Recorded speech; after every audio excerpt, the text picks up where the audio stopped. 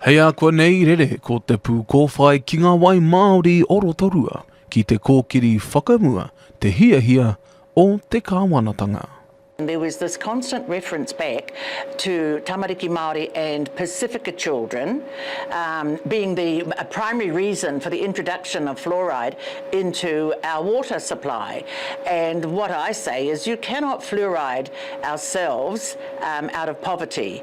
Ko mere peka raukawa teite tētehi kaikaunihera o ngā moana o Rotorua o mua e kaha whakahea ana ia ki te whakauru i te pūkōwhai ki ngā wai o Rotorua. Well, I mean, I joined other people, other citizens of Rotorua, because I am concerned about fluoride being put in our water. We know that we've got some of the best water in the country, so we should be concerned. I'm here for my future generations. I don't want poison going into our wai, our water.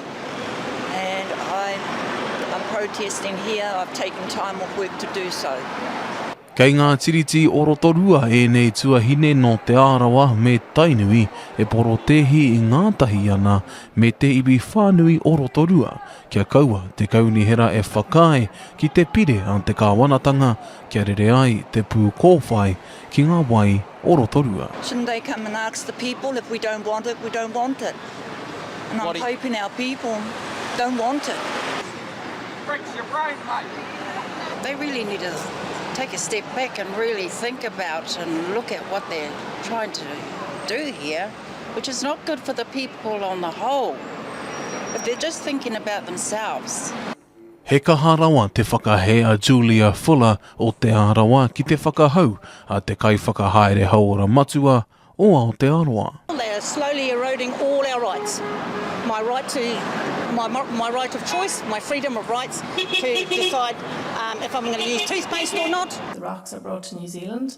They are brought to a plant, and at the plant acid is poured on them where half of them goes to become fertilizer, and then the rest is what's left in the rock is bones and teeth, and that's what's used for fluoridation here. I will put this out as a final warning, please. We wanted this to be open and transparent to the public. If it can't be orderly, unfortunately, I will have to adjourn the meeting for a short period.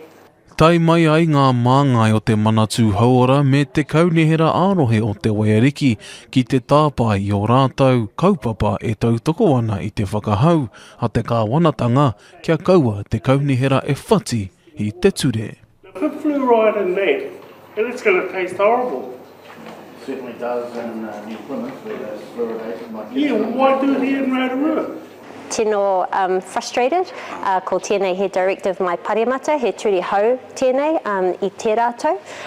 Ko Rotorua kaunihera, etahi o te kaumawhanga kaunihera e received te directive. For tiwi Māori, it's horrendous, and it's just another cut in the wound of what our people are facing.